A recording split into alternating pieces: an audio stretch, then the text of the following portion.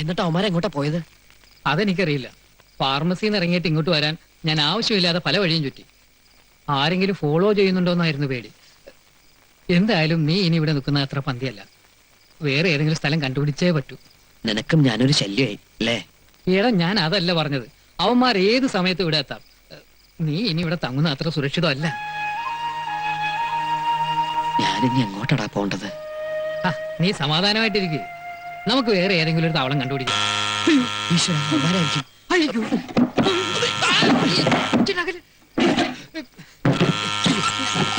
കസേര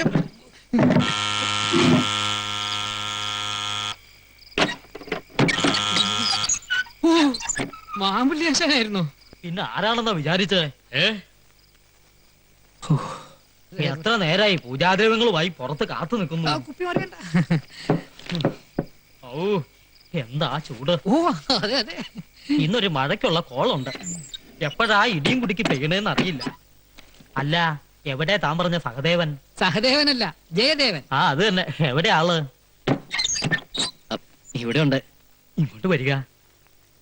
ആള് മിടുക്കനാണല്ലോ. ഞാൻ മാമ്പള്ളി വാസുദേവൻ. എല്ലാരും മാമ്പള്ളിന്നാ വിളിക്കാം. അറിയാം, മർമാണി വൈദ്യരാണല്ലേ? ഔ, താൻ എന്നെ കുറിച്ച് ഇയാളോട് ധാരാളം വർണ്ണിച്ചിരിക്കുന്നു തോന്നുന്നു. ഇരിക്ക. താൻ ഇരിക്കണ്ട, പോയി ഗ്ലാസ് എടുത്തോണ്ട് വരിക. മർമാണി ചികിത്സയൊക്കെ നിർത്തി. ദാ, ഇത് വിദേശി, ഇതും ഇത് ദശമൂലം സ്വദേശി, ഇതും രക്തരക്ഷസുകളൊന്നും ശരീരത്തിൽ കയറി പിടിക്കാതിരിക്കാനുള്ള ഒരു രക്ഷാപ്രയോഗ. ഒരു തരത്തിൽ പറഞ്ഞ ഞാനും ഒരു ബ്രഹ്മചാരിയാണേ. അപ്പൊ വിവാഹം ഒരിക്കല് കഴിച്ചതാ. പക്ഷെ ഭാര്യാസുഖം അറിയാൻ തരപ്പെട്ടില്ല. ഒന്ന് തൊട്ടിട്ട് പോലും ഇല്ലാന്ന് പറയാ. അതെന്താ? മർമ്മം പഠിച്ചുകൊണ്ടുള്ള ദൂഷ്യം തന്നെയാ. തൊടാന്ന് വെച്ചങ്ങ് അടുത്ത് ചെല്ലും. പക്ഷെ എവിടെയാ തൊടുക? മർമ്മസ്ഥാനത്ത് എങ്ങനെ തൊട്ട പ്രശ്നമാകുമെന്നൊരു പേടി. മർമ്മത്തിന്റെ മഹത്തൊട്ട് പറഞ്ഞു ധരിപ്പിക്കാനും തരപ്പെട്ടില്ല. അങ്ങനെ 2 കൊല്ലം പോയി. പിന്നെയോ? അവളും പോയി. എന്റെ ശിഷ്യൻ ഒരുത്തനുണ്ടായിരുന്നു, അവന്റെ കൂടെ. ദേ, ഇയാള് വിഷമിക്കണ്ട, അതൊക്കെ അങ്ങനെ കിടക്കും. തൊട്ട് നോക്കാൻ എന്തെങ്കിലും കൊണ്ടുപാടോ? ഓ, ഇരിക്കാൻ സമ്മതിക്കൂല. ഇവിടത്തെ ബ്രഹ്മചാരികൾക്ക് വേണ്ടി ഇടയ്ക്കിടയ്ക്കൊക്കെ ഇങ്ങനൊരു പൂജ പതിവുണ്ട്. എന്താ നോക്കണേ? അളവ് കൃത്യായിരിക്കും. ജയദേവൻ എങ്ങനെയാ? പൂജാതി കർമ്മങ്ങളിൽ താല്പര്യമുണ്ടോ? വല്ലപ്പോഴും. ഇങ്ങോട്ട് എടുക്ക. നിങ്ങളെ കുറിച്ച് ഹരിപ്രസാദ് ചിലതൊക്കെ എന്നോട് പറഞ്ഞു. താൻ എന്തോ അതീ മർമാണി വിദ്യ പഠിച്ച ഒരാളെ ചൂണ്ടാണി വിരൽ കൊണ്ട് ചൂണ്ടി നിർത്താന്നൊക്കെ പറയുന്നത് ശരിയാണോ? സംശയമുണ്ടോ? എന്നാ പിടിക്ക. എന്റെ പറച്ചിനിക്കട മുത്തപ്പ, മിന്നിച്ചേക്കണേ. വിരോധമില്ലെങ്കിൽ എന്നെ വിദ്യ ഒന്ന് പഠിപ്പിക്കാമോ? ആവാലോ. നല്ലൊരു മുഹൂർത്തം നോക്കി തുടങ്ങി വേണ്ടു. ഇന്നൊരു കാര്യം, ഏകാഗ്രത വേണം. മനസ്സിൽ ഭയമേ ഉണ്ടാകാൻ പാടില്ല. എന്തോ വാതിൽ തുറക്കണോ?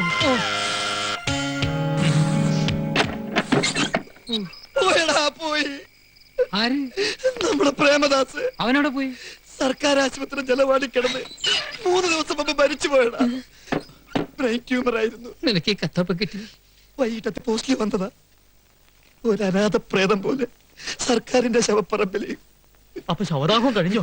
കഴിച്ചു. ഇത്രയൊക്കെയുള്ളൂ മനുഷ്യന്റെ കാര്യം. എന്റെ പറച്ചെടുക്കണ്ട മുത്തപ്പ. ഹരിപ്രസാദേ, മെഴുകുതിരി എടുത്തോളൂ. തീപ്പെട്ടി എന്റെ കയ്യിലുണ്ട്. തൊഴുതോളൂ. മനസ്സിന് ശക്തി തരാൻ പ്രാർത്ഥിച്ചോളൂ. ഗുരുവേ നമഃ. വസുമതിക്ക് പാദസരം മേടിക്കാൻ വേണ്ടിയാണ് കള്ളക്കണക്കെഴുതി നീ പണമെടുത്തതെന്ന് എനിക്കറിയാം. ആ പാദസരമുള്ള കാലിലണിയിക്കാൻ പറ്റാതെ എന്നേക്കുമായി നീ പോയല്ലോടാ. ആഗ്രഹങ്ങൾ സാധിക്കാതെ അകാലമൃത്യു അടഞ്ഞവരുടെ ആത്മാക്കളെ സൂക്ഷിക്കണം.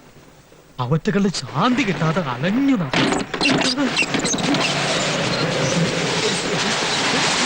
പോയി വാതിലടയ്ക്കുന്ന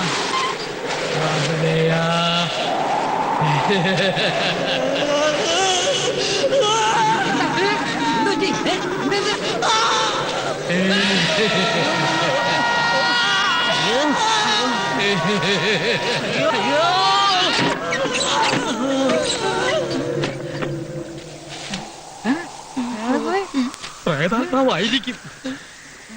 എന്താ പുറത്തിറങ്ങണ്ട. നമുക്ക് തോന്നിയതാണെങ്കിലോ?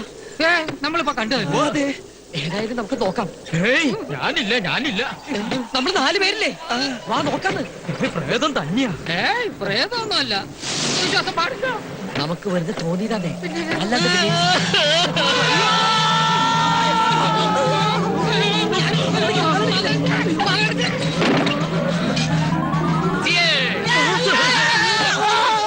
ആരും പേടിക്കണ്ട. I am really happy. നിങ്ങൾ എല്ലാവരും എന്റെ ഉത്തമ സുഹൃത്തുക്കളാണെന്ന് എനിക്കിപ്പോ ബോധ്യായി.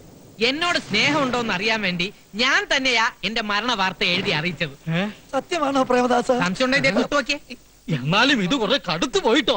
ഇങ്ങനെ ഒരു നാടകം കളിച്ചതിന് എല്ലാവരും എന്നോട് ക്ഷമിക്കണം പ്ലീസ്.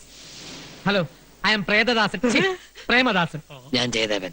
അറിയാം, ഞാൻ പുറത്ത് നിൽപ്പുണ്ടായിരുന്നു. അതെ, ഞാൻ ആളല്പ തരികിടയാ, പക്ഷെ സത്യമുള്ളവനാ. അല്ല മാമ്പള്ളി, ആ നീലേണ്ടം വൈദ്യരോട് പ്രതികാരം ചോദിക്കാതെ എനിക്ക് അങ്ങനെ പെട്ടെന്ന് മരിക്കാൻ പറ്റൂ? എന്നെ അന്യായമായി പിരിച്ചുവിട്ട ആ കംസനെ കൊല്ലാൻ ജനിച്ച ശ്രീരാമനാണ് ഞാൻ. കംസനെ കൊന്നത് ശ്രീകൃഷ്ണനാടോ? ആ, അതിനെ കുറിച്ചൊക്കെ ഇപ്പോഴും ചെറിയ തർക്കങ്ങളുണ്ട്. ആർക്കവിടെ അവിടെ നിൽക്കട്ടെ. തനിക്ക് ആ കംസനോട് പ്രതികാരം ചെയ്യാനുള്ള ചങ്കുറപ്പുണ്ടോ? ഉണ്ട്, പക്ഷെ നിങ്ങളെല്ലാവരും എന്റെ കൂടെ ഉണ്ടാവണം. ഞാൻ തന്റെ കൂടെ ഉണ്ട്. എനിക്ക് എന്റെ കുട്ടിയുടെ സങ്കടം കണ്ടിട്ട് സഹിക്കലില്ല. ആരുടെ? ആതിരമോടെ. ഗൾഫിൽ നിന്ന് ഒരു കാർഗോടകം വരുന്നുണ്ട്, ബാലഗോപാലൻ. അവന്റെ കയ്യിൽ പിടിച്ചു കൊടുത്ത് ആ കുഞ്ഞിനെ കുരുതി കൊടുക്കാൻ പോവാ ആ കംസൻ. അയാൾ ആതിരയുടെ മുറച്ചെറുക്കനല്ലേ? അതുകൊണ്ട് ആ കുട്ടിക്ക് കൂടി ഇഷ്ടാവണ്ടേ? ഇപ്പൊ എങ്ങനെയുണ്ട്? ഞാൻ പറഞ്ഞില്ലേ, അവളുടെ മനസ്സിലാനന്ദനാ. പെറ്റിട്ടപ്പോഴേ അമ്മ മരിച്ചു. 6ാം പിറന്നാളിന്റെ അന്ന് അച്ഛനും പോയി. സിംഗപ്പൂരിൽ നിന്ന് മോളെ കാണാൻ പറന്നു വന്നതാ. ഒരു നിമിഷം കൊണ്ടെല്ലാം കഴിഞ്ഞു. പിന്നെ ആ കുട്ടീനെ ഈ നെഞ്ചത്തിട്ട ഞാൻ വളർത്തിയത്. ആ കുട്ടിക്ക് വേണ്ടി ഞാനിപ്പോൾ എന്താ ചെയ്യാ? വൈദ്യരോട് അടുപ്പുള്ള ആരെങ്കിലും കൊണ്ട് ഈ പ്രശ്നമൊന്ന് അവതരിപ്പിച്ചൂടെ? കംസൻ ഭയക്കുകയും അനുസരിക്കുകയും ചെയ്യുന്ന ഒരാളേ ഉള്ളൂ. അതാരാ? ശ്രീ പരമാനന്ദ ഗുരുസ്വാമി. വെറും നാട്ടുവൈദ്യനായിരുന്ന ഈ നീലാണ്ടനെ വൈദ്യം പഠിപ്പിച്ച് സകല സൗഭാഗ്യങ്ങളും ഉണ്ടാക്കി കൊടുത്ത മഹാജ്ഞാനി. അദ്ദേഹം ഒന്ന് ഇരുത്തി മൂളിയ വൈദ്യർ ഉടുതുണിയിൽ മൂത്രിക്കും. എന്നാ പിന്നെ അങ്ങേരെ വിളിച്ചൂടെ? ഇക്കാര്യം പറയാൻ വേണ്ടി മാത്രം സ്വാമി ഇനി കുടിയെന്ന് എഴുന്നേറ്റ് വരുമെന്ന് തോന്നണില്ല. തീർത്ഥാടനത്തിന് പോയതാ. പിന്നെ വന്നത് സമാധിയായെന്നുള്ള ടെലഗ്രാമാ. ആരാ ടെലിഗ്രാം അടിച്ചത്? സ്വാമിയുടെ ഏതൊരു ശിഷ്യ.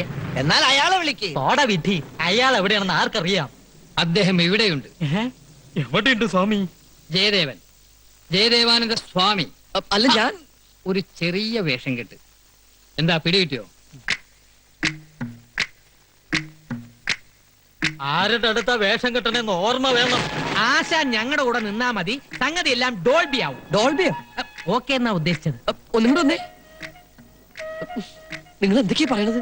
എന്തായാലും നിനക്ക് മറ്റൊരു താവളം കണ്ടുപിടിച്ചേ പറ്റൂ. വൈദ്യാശ്രമത്തിൽ കയറി പറ്റിയ പിന്നെ ഭാർഗവനും രാഘവനും എന്നല്ല, സാക്ഷാൽ ഭഗവാൻ വിചാരിച്ചാൽ പോലും നിന്നെ കണ്ടുപിടിക്കാൻ പറ്റില്ല.